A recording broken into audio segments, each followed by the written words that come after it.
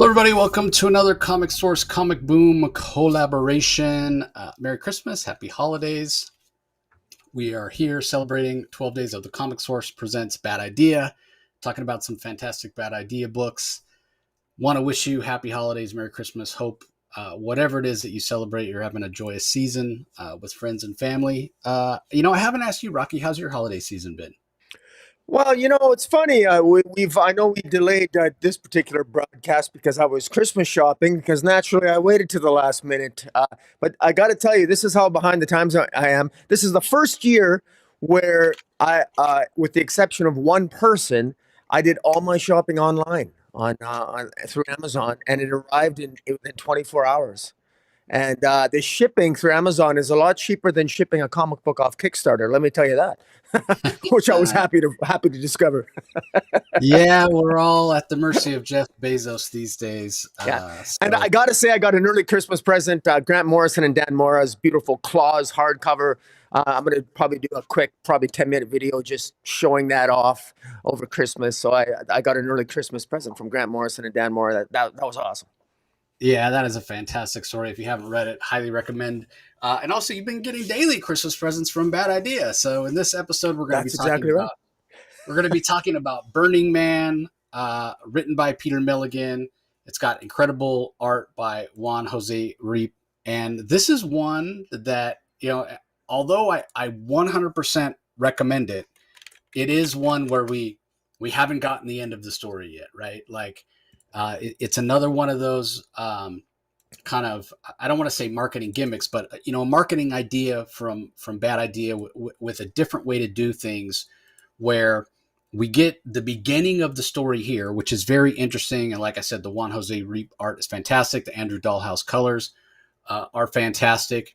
I think it's Dave Sharpe on letters. I don't remember seeing who does the letters, but I'm pretty sure it's Dave Sharpe. But at the end of the book, the way that it ends on a bit of a cliffhanger, then we're told the book is going to continue in two different number threes, but those are number threes that haven't been released yet. They're going to be part of the next wave of Bad Idea books when they go into shops. So what is it? I think All Things Are Terrible, or I'm trying to remember the name of it. But I think Save issue 2, which we know Save Yes, Now, save now. Yeah. yeah, which we know at some point will be, it's being kickstarted right now. Today is the last day as we release this. I think it ends at like 9 a.m. in the morning on Christmas Eve. So I hope you all had a chance to go and pledge. But at some point, those single issues will be in comic shops, and there will be, one path of the story going forward in Save Now 2, and then the other half will be in They're All Terrible 3, which we've already had the first two issues of They're All Terrible come out. So the next issue of They're All Terrible will have, a different path forward, if you will. And then there's actually a third. There's a third possible scenario that's, super secret, kind of exclusive. And the only way that you can read the third way, at least as of when that was printed or when it first comes out, it'll probably eventually be reprinted other places. But if you sent in your sticker, so if you had your Bad Idea sticker from the Final Five, you could send it in for that super secret third way. So none of that's been released yet. So, it's one of those things, much like Clone, which is one of my favorite series of all time from David Schulner, and coincidentally has Juan Jose Reap art. The first time I ever saw Juan Jose's work, that ended on a cliffhanger with issue 22, like way back in 2014, I think, or 2015, and it's been almost 10 years and we've never gotten the end of that story. I would love to have the end of that story at some point. But much like that, we're kind of in a holding pattern. That being said, it doesn't stop this from being an amazing book. The premise being there's a guy, he was abandoned as a child. There's a flashback. He was abandoned as a child by his mother. She rather looks like a working girl, if you know what I mean, escort, prostitute, however you want to put it. And so he's basically standing on the street corner for like a day and a half. She never comes back. He gets recruited to a local neighborhood gang. Because he's so small, they send him in to do the jobs that they can't, second story windows, crawling into vents to break into warehouses. He's playing, lost little kid to take advantage of people. So he sort of learns the ropes. Of course, eventually he gets caught. he spends some time in juvenile hall, and because he's on the smaller side, he has to get tough pretty fast. When he eventually gets out, he continues the only life he knows, which is a life of petty crime. Tries to steal the purse of this woman one day. She basically kicks his butt. Come to find out, she's I would say, a more advanced criminal. Is that a good way to put it? Would you say, Rocky? Yeah. Eunice is her name, and Yeah, yeah, she's very much well, she's a complete bitc. She's the B word personified, and she's a criminal.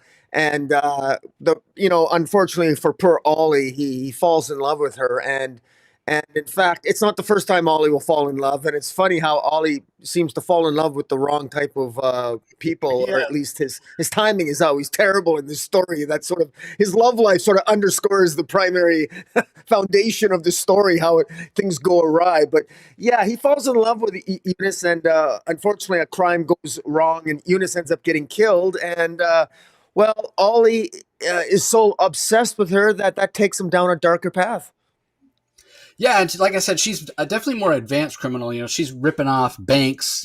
She's uh, more advanced scams. When she gets killed, as you mentioned, they're robbing Colombian drug dealers. So they're not knocking over convenience stores or stealing purses, snatching purses the way Oliver was previous to meeting her. But you're right about the women, like starting with his mother, right? This guy has terrible luck with women, from his mother to Eunice, eventually to Florence. So what happens is, she dies, Eunice dies. He's obsessed with her. He travels around the world with his ill-gotten gains, trying to find a way to get her back. Eventually finds an actual real sorceress that sends him to hell, buries him alive, does other unspeakable things to him. He goes to hell. When he finds Eunice there, she's like, "What are you doing here? Like, I found somebody way better than you. That you never really did it for me in the sack. This guy's got it all going on." And it's a demon, right? So Ollie's like, pleads with her, tries to convince her, can't change her mind. Is like, "Forget it. I guess I'll go back home." And she's like, "How much of an idiot are you? No one leaves hell." So Ollie actually, to his credit, uses the skills he learned as kind of a con man, 3-card monte, whatever. He tricks. Um, I can't remember the guy's name. Who's the guy that Well, the ferryman, right? yeah, the ferryman. Yeah, he has a name though, but I can't remember what it is. Anyway, tricks him to take him back across. Halfway across, the ferryman realizes that Oliver's been cheating, throws him into the river Styx, and that's where we actually began the story on the first page, where he showed up on the streets. I think it's Los Angeles, and he's like burning. He's alive. He's a burning man. And witnesses said that there was a big ripping sound, and then he appeared. And for some unknown reason, he had a couple of gorilla testicles in his hand. I guess they were well done, being that he was on fire, right?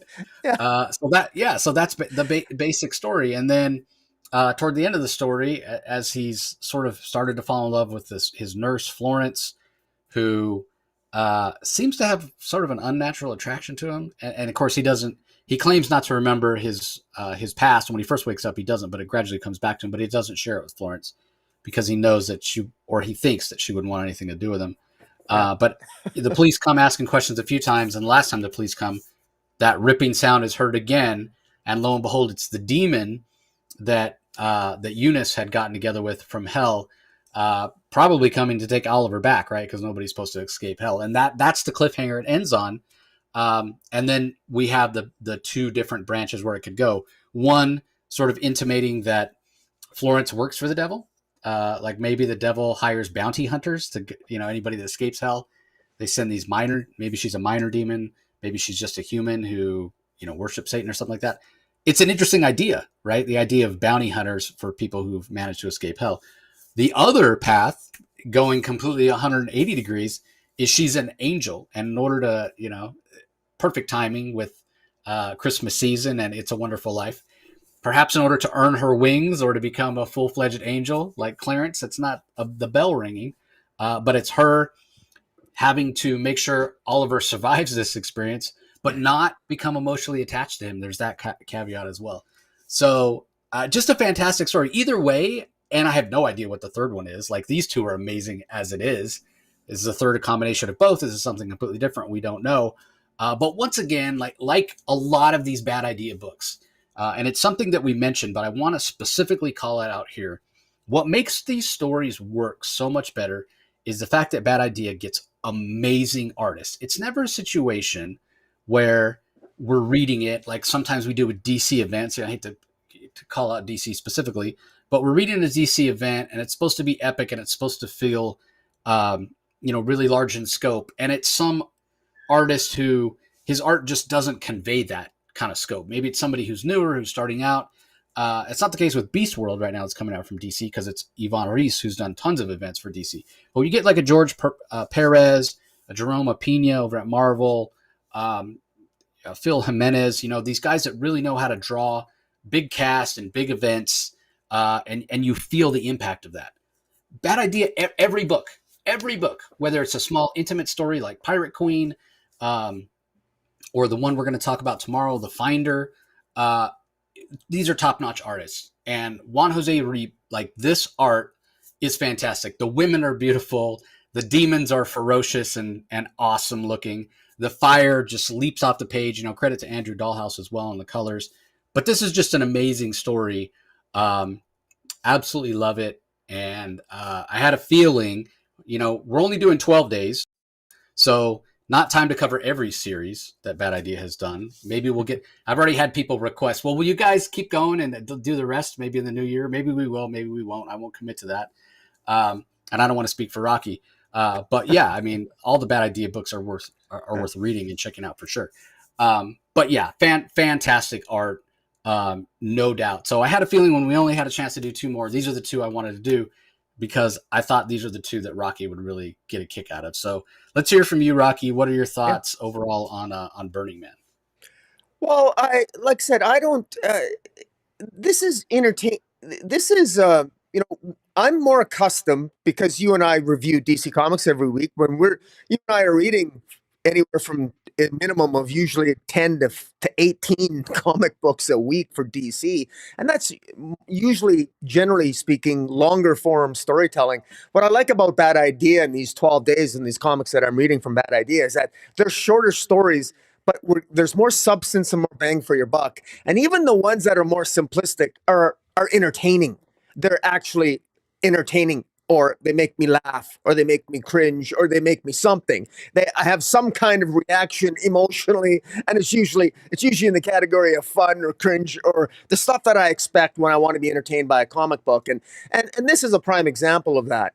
And with this story, I gotta say, coming to the end of it, I mean, again, it's almost. I would say it's almost tropey, but tropey would suggest it's predictable, but it's really not. I mean, this guy Ollie is, by all accounts, he's kind of a dick. He admits to being a dick his whole life. He was raised on the darker side of the track, so to speak, and his mother abandoned him. He never had, the one woman he falls in love with first. He ends up going to hell to find her, then makes his way out of hell, only to find himself burned alive from the ferryman, and then he comes back, falls in love with the nurse, and we don't know if the nurse is working for the devil or is actually in league with heaven to try to get him to redeem himself to enter the pearly gates. I don't know. I mean, that's the story. And it's funny, and I'm rooting for this guy, and he's kind of a dick, and we can all kind of relate to being a dick sometimes. And but bear in mind that this is in one comic book. Like, this is one comic. This, one of the things, and I say this as this is a high compliment. If this was a DC comic, this would take place over 6 issues at $4.99 each, $5.99. It gets to the heart of the matter, and it gets right to the point. And and I like the fact that and it's on the subject of politics and comics, is that this doesn't pull any punches. I like the fact that when he went to hell and his girlfriend said, "You know what? The devil's better in the sack than you." I mean, it just blurts things out. It doesn't mind. Maybe it doesn't worry about being politically correct or not. These are just real people in ridiculous circumstances, because that's what you expect in a comic book. That's what I want in a comic book. I want people to talk like I would talk, but in an obscenely ridiculous circumstance. And this is a ridiculous circumstance, and it's entertaining and it's fun. And the only criticism I have, and it's been an ongoing one of these 12 days, and and it's being reinforced over these 12 days. And I know that you're going to be, hopefully you'll be having an interview with Dinesh on the subject. And that is the fact that, we get to the end of this, and it's going to be continued in Save Now #2 or or they're all terrible number three. And that's the only thing that frustrates me. Okay.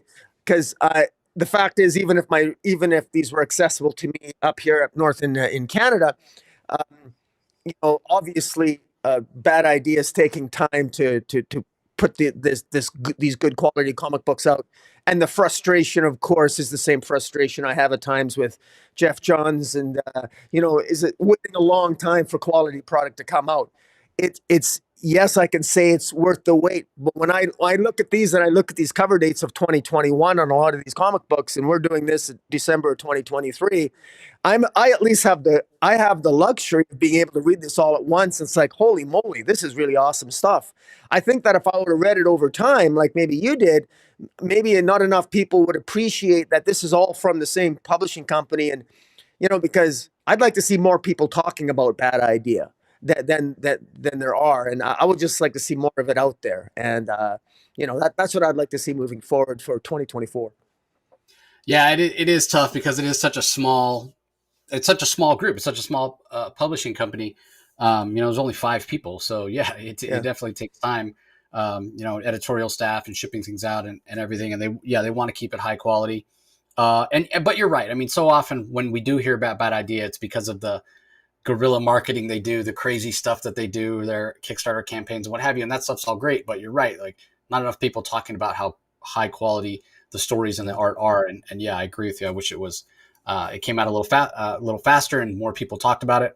But I also understand why it doesn't. And if it's a situation where they're going to churn stuff out faster, but it's not going to be as high quality. Yeah, it's sucks to wait 2-3 years for a book. Don't get me wrong. But if it means we're going to get the quality that we're getting, then I'm willing to wait. But the other thing is, it's like, if we're not getting the end of Burning Man, then we're getting something else, right? And that has been the case. Like, we've been getting the Stop Bad Idea campaign, and we've been getting the digital campaign. We've been getting Save Now. There was 2 releases in comic stores this month for the first time since the beginning of the year. We had Inebrio Horse Feathers. We had The Destroyer that just came out this week. So, again, we were hoping to have Dinesh on for the 12 days, but with the holidays, his schedule just didn't allow it. But maybe in the new year, we'll have them on to talk about, okay, what's next for Bad Idea? Can you expect to see their books back in the store on a regular basis? I mean, they do release their books on a seasonal basis, again, because they want to make sure everything's completed before they even, start shipping it, before it's solicited. And then it, kind of comes out all together. But at the same time, he's told me that maybe that's not how they want to do it going forward, because when they did the fan cup and things came out, every couple weeks for 3 or 4 months in a row, that it was a lot of work all at once. And also it makes it feel like it's a little less special. It's a little less of an event when things are coming out on a regular basis. You really want to kind of space it out, because again, one of the Bad Ideas principles is to get foot traffic into comic shop. Get those Wednesday Warriors into comic shops, because you can't get this stuff digitally and you can't get it collected. And there are reasons for that. Bad Idea has shown strong sales, and they haven't lost anything to any sort of digital piracy because they don't release them digitally. In terms of no collections, the biggest reason is storage, right? Like, in order to make it feasible to print collected editions of comics, you have to print a lot of them. And then you have the overhead. You have them sitting somewhere. You have to pay for that storage. You have to pay for the shipping. Bad Idea is very small, and they simply can't afford it. They simply can't afford those kind of logistic things. And the other part is, once you have them like that in that collected edition, where do they go? Where are they sold from? The majority of collected comics? Amazon. And we're all putting money in Jeff Bezos' pocket, like we were talking about earlier. And then Bad Ideas, they're getting less of that cut, and they don't have as much control over the quality of shipping and that sort of thing. So there are reasons for everything that they do. It's not as just, hey, we're crazy, we're a bad idea, as they may come across at times. But anyway, hoping to get the end of Burning Man someday. I'm sure it's written. Don't know if it's drawn yet, but I can't wait. I sent in my sticker. I want the super secret path as well. So anyway, that's going to do it for this episode, everybody. Hope you join us tomorrow on Christmas Day to talk about The Finder, written by Christos Gage, who's somebody whose work we covered previously with Monster Kill Squad, and he's teaming back up with Thomas Giarello. And I think, if I'm not mistaken, Monster Kill Squad is still at the top of your list as favorite bad idea book, Rocky. So I'm really curious to hear what you have to say about The Finder, because Yeah. it is my favorite bad idea book. It is fantastic. So anyway, enough tease of that. Again, we'll talk about it tomorrow on Christmas Day. Hope you're all having a fabulous holiday season, as we said earlier. Don't forget, you're watching this, if you're checking it on YouTube, on the Comic Source YouTube channel, be sure you head over to Rocky's channel and subscribe as well. Comic Space Boom, exclamation point. You know, both of us mentioned DC. We review those DC books every week. That DC Spotlight comes out on Rocky's channel every Tuesday. So head over there, ring the notification bell, subscribe, leave some comments on our previous spotlights if you've had a chance to check them out. We'd love to interact with our listeners over there. And if you want to listen to the other Comic Source content that comes out as audio only, maybe you're on the subway, maybe you're in your car, what have you, you can just go to wherever you get your podcasts and subscribe to the Comic Source. We appreciate the support. So again, happy holidays, and we'll see you tomorrow. Anything to add, Rocky, as we're winding down?